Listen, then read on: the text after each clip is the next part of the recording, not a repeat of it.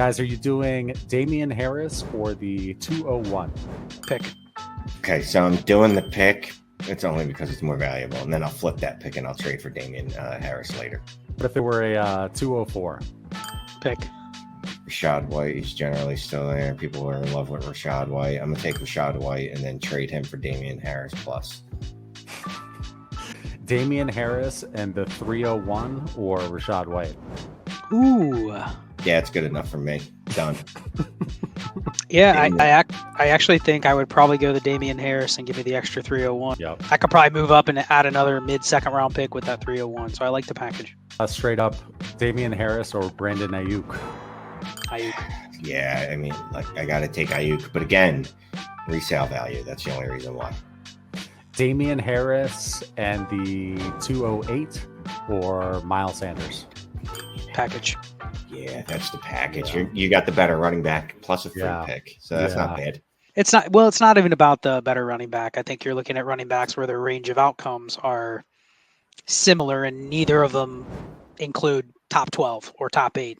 So in that case, you're just going to kind of accrue the assets. Positional pivot. You going Damien Harris or Juju straight up? Oh, Juju. Yeah, it's Juju again because he's worth more on the open market. You got to add stuff to the Damien Harris side to make it even. Guys, New England backfield. Always a pleasure. Well, I wore my Kentucky hat tonight. And little known fact, Damien Harris was a Kentucky Wildcat for about 2 months. And he decommitted and got a better offer to Alabama. And that's kind of what you're hoping with his NFL career. You know, he's stuck in this, what everyone thinks is going to be a really muddy, messy committee for 2022. Now, I think the value of Damien Harris is that he could be out of this mess next year. And then there's the fact that a lot of running backs in this range have muddy backfields too. We've talked about like Kareem Hunt, Chase Edmonds, Devin Singletary. Like all these guys are probably in a similar range. Damien Harris seems to get the most hate just because we look back at history and say, well, the Patriots backfield has been quote unquote messy for as long as most of us have been playing fantasy. So I think he gets kind of cast aside and pushed down a little bit more because of that. But I do think there's a range of outcomes where Damien Harris is an RB2, just like any of these guys you're picking, you know, outside the top 20 to 50 running backs. Like you can literally go through and tell yourself a story where all of those guys are RB2s. The ones that become more, I don't want to say like an element of randomness, but it's probably going to be based on them going somewhere where they just get a lot more touches than you ever projected. Damien Harris's value is probably more on the buy side now because he's going to be a free agent. And if not, he's still on a run-first team with a good offensive line with an efficient quarterback. Like there's going to be times where we get so worried about what does the backfield look like in June. Well, they have a lot of guys, right? Like they have Kevin Harris, they have Pierre Strong. We don't know about James White, but they also have Rhamondre Stevenson. So like, where's he going to get his? When we get into the season, you're probably going to have a much better idea on what his usage projections are going to be. You're going to know when to start him just as much as you're going to start any of these other guys. So I think he's probably more of a buy for me. And I think he's comparable to those other guys. But if you go to somebody and you say, I'll give you Rashad White or I'll give you Tony Pollard, you can get Damien Harris plus. And I think that's where you can maybe capitalize on the 2-for-1s if you already have the running back room that's built the right way. Trade just came to mind. Would you go Damien Harris and the 205 or Josh Jacobs? Good one. That's a close one, man. 205 is pretty low. I'm gonna counter that and try to get a better second rounder, even if it's a 2023 back. As we get closer to the season, that's a trade that you may not be able to get from a lot of people.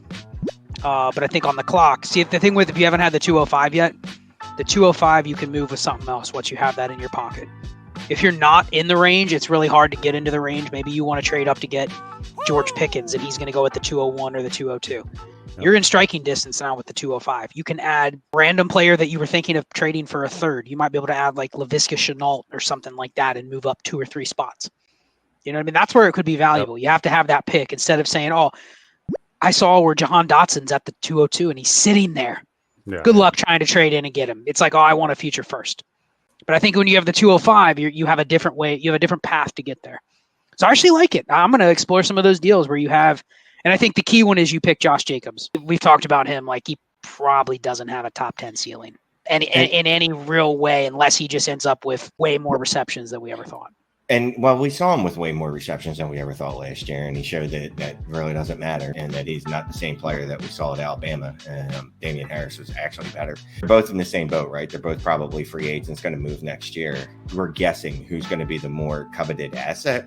I would think it's Damien Harris, to be quite honest with you, because he's a better pure running back. He doesn't have much wear on his tires either. He basically sat the entire first year in New England. Rhamondre Stevenson, when he got the ball last year, he actually looked pretty good. But what's his role going to be? Rhamondre Stevenson, if you look at last year, I mean, he was a little more involved in the passing game than Damien Harris, but it's just one of those backfields you want to target all the pieces in it. I want Rhamondre Stevenson. I want Pierre Strong. It's really just, I have to go to my individual leagues and say, how do I get exposure to any of the three? But I want to do it in the way that Shane was talking about, or I want to do it in the way we were looking at the ADP and say, okay, can I move from, Kenneth Gainwell, RB 45?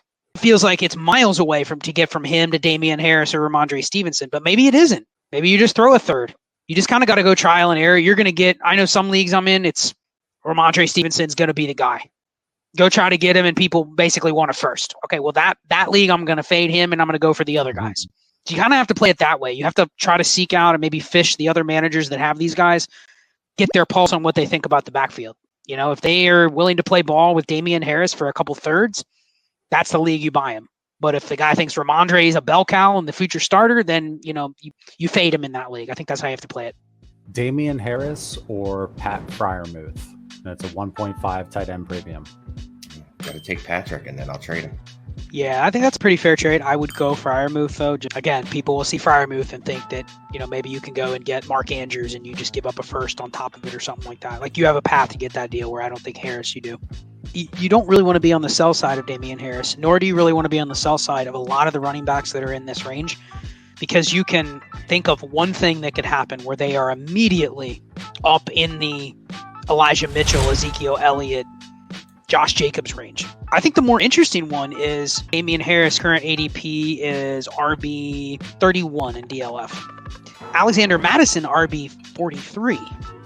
Madison's also a free agent, probably has a similar outlook to Damien Harris. Would you add to Alexander Mattison to get Damien Harris? That's the thing. So I'm not adding anything to get Damien Harris because I know I don't have to. Now, I like Damien Harris a lot. I like him more than the market does. I think he's going to smash wherever he is next year. That's what I think. Like, the rest of the community is just like, oh, well, like you said, he's in the New England backfield. He's going to be sharing touches. I'm going to target him after this is actually done, but he's going to be a sneaky target. Like, he's not going to be the main piece of any of the trade offers I send out. Joe Mixon or Damien Harris, Darnell Mooney, and a 23-second. Start 10, I'd still probably go with the one piece. A lot of people would say that's too much, but you're not necessarily going to be able to trade Joe Mixon for an equivalent low-end wide receiver one. You know what I mean? A lot of people don't want to make that deal where the current running back market is.